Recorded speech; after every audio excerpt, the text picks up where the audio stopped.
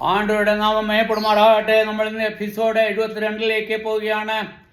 Episode 72 അതിൽ F S A ലേഖനം 6:18, 17, 18 വാക്യങ്ങൾ നമുക്ക് വാസിച്ചിടാം. എഫ് എസ് എ ലേഖനം 6:17, 18 വാക്യം നമുക്ക് വാസിച്ചിടാം. ആണ്ടവർ നമ്മളോട് ഇന്ന് എന്നാ പേശുന്നത് നമുക്ക് പാക്കലാം. നമുക്ക് പാക്കുമ്പോൾ നമുക്ക് തിരിയും ആണ്ടവർ നമ്മളിൽ നിന്ന് എന്നാണ് നമ്മളിൽ നിന്ന് ആഗ്രഹിക്കുന്നതെന്നാണ് നമുക്ക് പാക്കലാം. 17 വാക്യത്തിൽ എന്നാ നമ്മൾ വാസിച്ചത് നമ്മൾ രക്ഷ എന്ന ഇംഗ്ലീഷിലെ take the helmet of salvation and sword of the spirit which is the word of God. ഇങ്ങനെ നമ്മൾ മലയാളത്തിൽ വായിക്കുന്ന രക്ഷ എന്ന ശിരശാസ്ത്രവും ദൈവം എന്ന ആത്മാവിന്റെ വാളും കൈക്കൊള്ളുവീൻ. ഇങ്ങനെ നമ്മൾ രണ്ട് കാര്യം നമ്മൾ 17 വാക്യത്തിൽ നമ്മൾ വാസിച്ചാച്ച് എന്നെ വാസിച്ചത് രക്ഷ എന്ന ശിരശാസ്ത്രം. നമ്മൾ നേരത്തെ നമ്മൾ വിസാരിച്ചു നമ്മൾ രക്ഷ അതായത് നമ്മളെ രക്ഷ എന്ന അല്ലെങ്കിൽ നമ്മൾ ഇംഗ്ലീഷിൽ തോന്നുന്നത് അത് ഹെൽമെറ്റ് ഓഫ് സാൽവേഷൻ. അതായത് നമ്മൾ രക്ഷപ്പെട്ടെങ്കിൽ മാത്രമേ അല്ലെങ്കിൽ രക്ഷിക്കപ്പെട്ടെങ്കിൽ മാത്രമേ അല്ലെങ്കിൽ സാൽവേഷൻ കിടച്ചാൽ മാത്രമേ നമുക്ക് എന്നാ പറ്റൂ, നമുക്ക് തലയിരിക്കും. എന്നാൽ തല വേണമെന്നുണ്ടെങ്കിൽ നമുക്ക് എന്നാ വേണം, നമ്മൾ ആണ്ടവരെ നമ്മൾ സ്വീകരിക്കണം. ആണ്ടവർക്ക് നമ്മൾ രക്ഷകർത്താവായിട്ട് നമ്മൾ സ്വീകരിക്കണം. അപ്പടി നമ്മൾ വിശ്വസിക്കുകയാണെന്നുണ്ടെങ്കിൽ മാത്രമേ നമുക്ക് തലയിരിക്കും. അന്നേരം രക്ഷ ആ തലയ്ക്ക് എന്നാ ചൊല്ലിയിരിക്കുക, അതിന് ഹെൽമെറ്റ് വെച്ചിരിക്കണം. ഹെൽമെറ്റ് എന്ന് പറഞ്ഞാൽ അതാണ് അതിൻ്റെ പ്രൊട്ടക്ഷൻ. അതായത് അതിൻ്റെ തലയുടെ പ്രൊട്ടക്ഷൻ എന്നത് ഹെൽമെറ്റ് തന്നെ. ഹെൽമെറ്റ് ഇല്ലെങ്കിൽ എന്നാ പറ്റും, തലയിൽ എന്തെങ്കിലും കൊണ്ടാൽ അപ്പോഴേ തല പോയിടും. പക്ഷേ ഇங்கே ആര് താൻ, ആണ്ടവരുടെ തല താൻ. നമ്മൾ രക്ഷിക്കപ്പെട്ട നമ്മൾ വിശ്വാസികൾ നമുക്ക് എന്നാ ഭാഗ്യരിക്കേ, നമുക്ക് നമ്മുടെ തല എന്ന് ചൊല്ലുന്ന ആണ്ടവരായ യേശു ക്രിസ്തു താൻ. അവൻ നമ്മുടെ രക്ഷ, അവൻ താൻ നമ്മുടെ രക്ഷ എന്ന് അല്ലെങ്കിൽ അവന്റെ ആ ശിരശാസ്ത്രം താൻ നമുക്ക് തലയായിട്ട് ഉപയോഗിക്കണം. അതായത് നമ്മുടെ തലയല്ല, ആണ്ടവരുടെ തല അല്ലെങ്കിൽ ആണ്ടവരുടെ ഹെൽമെറ്റ് താൻ നമുക്ക് യൂസ് பண்ணണം. ഇപ്പൊ അതിനകത്ത് രണ്ടാമത്തെ ഭാഗ്യം എന്നാ വാസിക്കുന്നത്, അതിൽ വായിക്കുന്നത് the soared of the spirit, അതായത് ആത്മാവിന്റെ വാൾ. ആത്മാവിന്റെ വാള് നമ്മൾ പിടിച്ചിരിക്കണം. ആത്മാവിന്റെ വാള് നമുക്ക് എപ്പടി കിടക്കും, നമുക്ക് നല്ല വളർത്തിരിക്കും. നമ്മൾ രക്ഷിക്കപ്പെടുമ്പോൾ മറ്റും താൻ ആത്മാവ് നമ്മളിൽ വരും. ഇപ്പം ഒരാൾ നമ്മൾ രക്ഷിക്കപ്പെടുവാന്നുണ്ടെങ്കിൽ നമുക്ക് എന്നായിരിക്കെ, നമ്മൾ രക്ഷിക്കപ്പെടുമ്പോൾ ആ പരിശുദ്ധാത്മാവ് പരിശുദ്ധ ആവി നമ്മിൽ ഉള്ളിൽ വന്നിടും.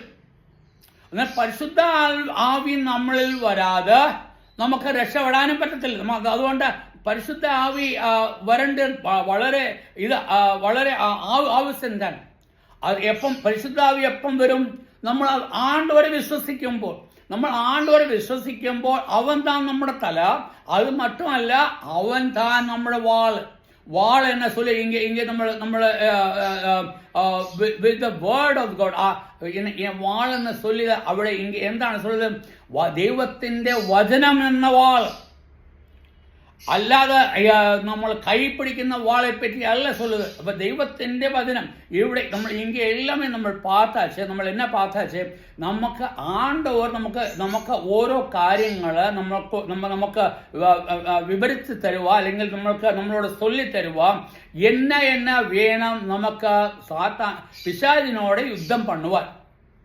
പിശാചിനോട് യുദ്ധം பண்ணണമെന്നുണ്ടെങ്കിൽ നമുക്ക് എന്നാ കാര്യങ്ങൾ തേവപ്പെടും. അതായത് നമ്മൾ ഓരോ കാര്യങ്ങൾ നമ്മൾ പഠിച്ച് വന്നാച്ച് നമ്മളിപ്പം 17 വാക്യത്തിൽ വായിച്ച് നമുക്ക് രക്ഷ, സാൽവേഷൻ രക്ഷ നമുക്ക്, അതായത് ആണ്ടവരെ വിശ്വസിച്ച് അപ്പോഴും നമുക്ക് എന്നാ കിടക്കും, നമുക്ക് തല കിടക്കുമ്പോൾ ആണ്ടവരുടെ ഹെൽമെറ്റ് നമുക്ക് കിടക്കും. അന്നേരം നമുക്ക് ആരെങ്കിലും നമുക്ക് എന്നാ ചെയ്യാൻ പറ്റുമോ. അത് മറ്റുമല്ല, നമ്മൾ ഇങ്ങനെ വാസിക്കുന്നത് സോർഡ് ഓഫ് ദ സ്പിരിറ്റ് അല്ലെങ്കിൽ ആത്മാവിന്റെ വാൾ. ആ ദൈവത്തിന്റെ ആത്മാവ് എപ്പം വരും, നമ്മൾ വിശ്വസിക്കുന്ന ഏവനും ദൈവത്തിന്റെ ആത്മാവ് നൽകിടും. അത് വിശ്വസിക്കുമ്പോൾ தான் അത് ആൾക്കാർ തപ്പ് വിചാരിക്കുന്നത് ഇന്ന് ഞാൻ ജ്ഞാനസ്ഥാനം എടുക്കുമ്പോൾ தான் എനിക്ക് ആത്മാവ് கிடைக்கும். ആത്മാവ് അപ്പോഴല്ല கிடைക്കുന്നത്. ആത്മാവ് എപ്പം கிடைക്കും? ആത്മാവ് கிடைക്കുന്നത് നീ ആണ്ടവരെ വിശ്വസിക്കുമ്പോൾ, അതായത് ആണ്ടവരുടെ ആത്മാവ് താൻ നിന്നോട് പ്രവർത്തിക്കുമ്പോൾ താൻ നിനക്ക് എന്നാ கிடைക്കും? വിശ്വാസം கிடைക്കും. വിശ്വാസം கிடைക്കും എന്ന് പറഞ്ഞാൽ നിനക്ക് രക്ഷ கிடைക്കും. രക്ഷ கிடைക്കുമ്പോൾ ദൈവത്തിന്റെ ശിരസ് നിനക്ക് വന്നിടും. ദൈവത്തിന്റെ ശിരസ് വന്നാൽ ദൈവത്തിന്റെ നമുക്ക് ഹെൽമെറ്റ് നമുക്ക് വെച്ചിടാൻ പറ്റും. അന്നേരം ഇവിടെ നമ്മൾ നല്ലപോലെ പാത്ത് നമ്മൾ ഇങ്ങനെ നല്ലപോലെ പാക്ക ഇങ്ങനെ சொல்லுது നമുക്ക് ഏത് വാൾ താൻ വേണം? ആത്മാവിന്റെ വാൾ. ആ ആത്മാവിന്റെ വാൾ എന്ന് ചൊല്ലിയാൽ അത് എന്തോ ആത്മാവിന്റെ വാൾ എന്താ? വചനം. അതായത് നീ വാസിക്കുന്ന ഈ വചനം, ദൈവത്തിന്റെ ഈ വചനം താൻ നിന്റെ ആത്മാവ് അല്ലെങ്കിൽ ആത്മാവിന്റെ വാൾ. ഈ വാൾ കൊണ്ട് താൻ നമുക്ക് ശത്രുവിനോട് നേരിടാൻ പറ്റും. അല്ലെങ്കിൽ നമുക്ക് നേരിടാൻ പറ്റാതെ നമുക്ക് ശത്രുവിനോട് നമുക്ക് യുദ്ധത്തിന് നമുക്ക് ജയം വരണം എന്നുണ്ടെങ്കിൽ നമുക്ക് എന്നാ വേണം? ആത്മാവിന്റെ വാൾ നമ്മുടെ കയ്യിലിരിക്കണം. അത് വചനം നല്ലപോലെ പഠിച്ചിരിക്കണമെന്ന് ரொம்ப മുഖ്യமான കാര്യം. അത് നീ പഠിച്ചാൽ മറ്റുമേ താൻ നിനക്ക് എന്നാ പറ്റൂ? നിനക്ക് യുദ്ധം ചെയ്യാൻ പറ്റുകയുള്ളൂ. എന്നാൽ യുദ്ധം ചെയ്യണമെന്നുണ്ടെങ്കിൽ എന്നാ വേണം? ആത്മാവിന്റെ വാള് നിനക്ക് ആവശ്യമാണ്. 18ാം വാക്യത്തിൽ എന്നാ നമ്മൾ ചൊല്ലുക? praying always with all prayer and supplication in the spirit, watching there and to with all. അതായത് അത് മറ്റുമല്ല, ഇത് എല്ലാ കാര്യങ്ങളും ഉണ്ടെങ്കിലും നമ്മൾ എന്നാ பண்ணണം? നമ്മൾ എപ്പോഴുമേ പ്രാർത്ഥിച്ചുകൊണ്ടിരിക്കണം. അല്ലെങ്കിൽ നമ്മൾ പ്രാർത്ഥനയിലോട് തന്നെ, മലയാളത്തിൽ എന്നാ ചൊല്ലുന്നത് നമുക്ക് നോക്കാം. സകല പ്രാർത്ഥനയാലും യാതിനാലും ഏത് നേരത്തും ആത്മാവിൽ പ്രാർത്ഥിച്ചും അതിനായി ജാഗരിക്കും. നമ്മൾ എന്നാ പണമെന്ന് സകല പ്രാർത്ഥനയാലും, അതായത് നമ്മൾ പ്രാർത്ഥിക്കാനുള്ള എല്ലാ കാര്യങ്ങളും അത് നമ്മൾ ആണ്ടവർ ചൊല്ലുന്ന എന്തോ പ്രാർത്ഥനയും യാചനയും നമ്മൾ അതായത് രണ്ട് കാര്യങ്ങൾ ഇങ്ങനെ ചൊല്ലുക. പ്രെയർ ആൻഡ് സപ്ലിക്കേഷൻ, നമ്മൾ മറ്റുള്ളവർക്ക് വേണ്ടി ചെയ്യുന്ന കാര്യങ്ങൾ. നമ്മൾ ആണ്ടവരുടെ മുമ്പിൽ മറ്റുള്ളവർക്ക് വേണ്ടി നമ്മൾ പ്രെയർ பண்ணுന്നത് നമുക്ക് വേണ്ടിയല്ല. നമുക്ക് വേണ്ടി ആവശ്യമായിരിക്കെ നമ്മൾ വിശ്വാസം നമ്മൾ ആത്മാവധാനം നമ്മളെ നടത്തുന്നത്. എന്നാൽ ഇവിടെ നമ്മൾ എന്നാ പ്രാർത്ഥനയാലും യാചനയാലും ഏത് നേരത്തും ആത്മാവിൽ പ്രാർത്ഥിച്ചു. അത് നമ്മൾ എല്ലാ സമയവും നമ്മൾ എന്നാ பண்ணണം? ആത്മാവിലെ പ്രാർത്ഥിക്കണം. അതായത് നമ്മൾ ഓരോ നിമിഷവും നമ്മൾ പാക്കുമ്പോൾ, നമ്മുടെ ജീവിതം നമ്മൾ പാക്കുമ്പോൾ നമുക്ക് ആണ്ടവർ നമ്മളെ എപ്പടി നമ്മൾ രക്ഷിക്കുന്നത്, ഓരോ ദിവസവും നമ്മളെ എപ്പടി പോറ്റുന്നത്, നമ്മളെ എപ്പടി നടത്തുന്നത്, അല്ലെങ്കിൽ ആണ്ടവർ നമ്മളെ എപ്പടി നമ്മളെ കാപ്പാക്കുന്നത് അത് നമ്മൾ പാക്കും. അല്ലെങ്കിൽ കടവുള് നമ്മളെ എപ്പടി കാപ്പാക്കുന്നത് നമുക്ക് ഓരോ നിമിഷവും തിരിക്കണം. ഓരോ നിമിഷവും എന്നാ പറയണം? ആത്മാവ് എങ്കേരിക്കെ നമ്മളെ ഹൃദയത്തിൽ ആത്മാവിൽ പ്രാർത്ഥന. അതായത് ദൈവത്തിന്റെ ആത്മാവിൽ നമുക്ക് ജപം പണിയിടണം. അത് ആത്മാവിൽ ജപം പണിയില്ലെങ്കിൽ എന്നാ പറ്റിയിടും? നമ്മൾ ഈ പ്രൊട്ടക്ഷൻ എല്ലാമേ നമുക്ക് ചെയ്യാൻ മുടിയാതെ വരും. അന്നേരം പ്രാർത്ഥന അല്ലെങ്കിൽ ജപം ரொம்ப മുഖ്യமான വിഷയം. നമുക്ക് ജപം പണിയണം. ഇങ്ങനെ ചൊല്ലുകയാണ് പ്രാർത്ഥിച്ചും അതിനായി ജാഗരിച്ചും. അതായത് നീ പ്രാർത്ഥിക്കാൻ മാത്രമല്ല, തൂങ്ങാതെ പ്രാർത്ഥിക്കണം. അതായത് watching there and with all Perseverance. അതായത് നീ എപ്പോഴുമേ ജാഗരിച്ചും അത് മറ്റുമല്ല നീ തൂങ്ങാതെ, അതായത് ദൈവത്തോടുള്ള ധ്യാനം നമ്മൾ പൂർണ്ണമായി വെച്ചുകൊണ്ട് ആണ്ടവരായ കളവടോട് നമ്മൾ എപ്പോഴുമേ ജപം പണിക്കൊണ്ടേ നമ്മൾ ആത്മാവിൽ ഇരിക്കുമ്പോൾ നമുക്ക് എന്നാ പറ്റും?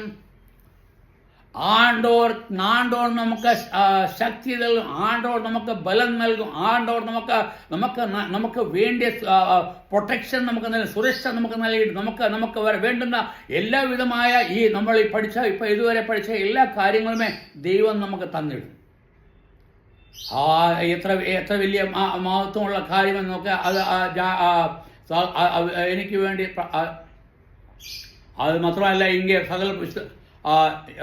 സകല വിശുദ്ധന്മാർക്കും എനിക്കും വേണ്ടി പ്രാർത്ഥനയിൽ പൂർണ്ണത കാണിപ്പിക്കും. ഇങ്ങനെ അപ്പോസ്തലനായ പൗലോസ് சொல்லுது, 2 പേർക്ക് അവരെ ആർക്ക് വേണ്ടി പ്രാർത്ഥിക്കാൻ ജപം பண்ண சொல்லிருக்கே?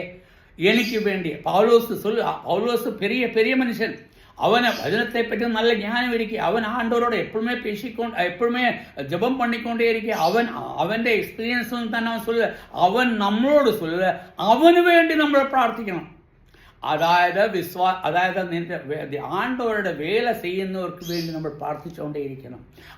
അവർ ഈ യുദ്ധായുധങ്ങൾ ധരിച്ചുകൊണ്ട്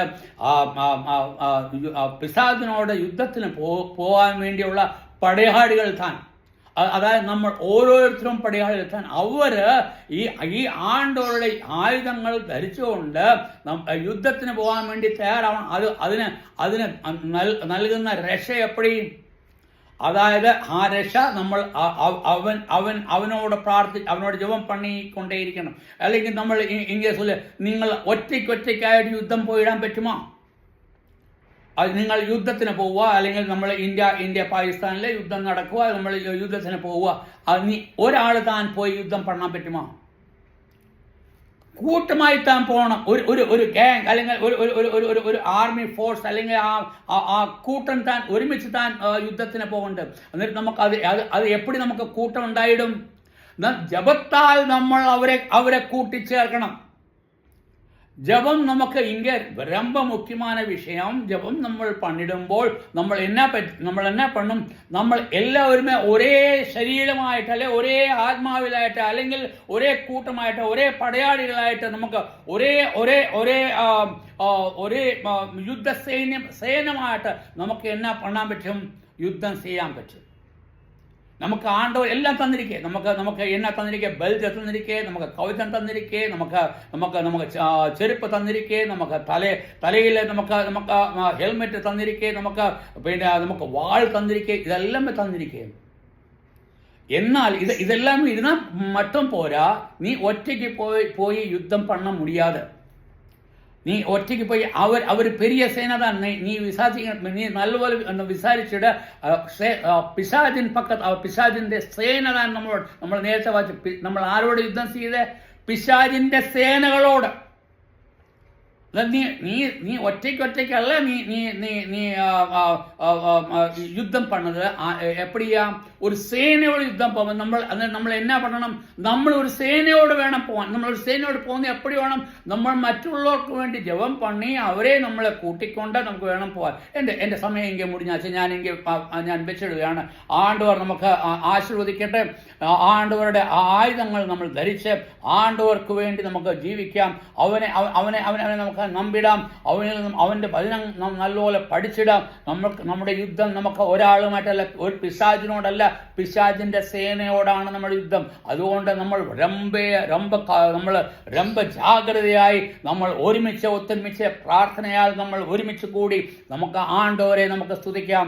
ആണ്ടവരുടെ നാം മഹിമപ്പെടട്ടെ. നാളെ നമുക്ക് പിന്നെയും വിസാരിച്ചിടാം. ആണ്ടവർ നമ്മളോട് എന്നാ പേசுது. ആണ്ടവരുടെ നാം മഹത്വപ്പെടട്ടെ. ആമേൻ.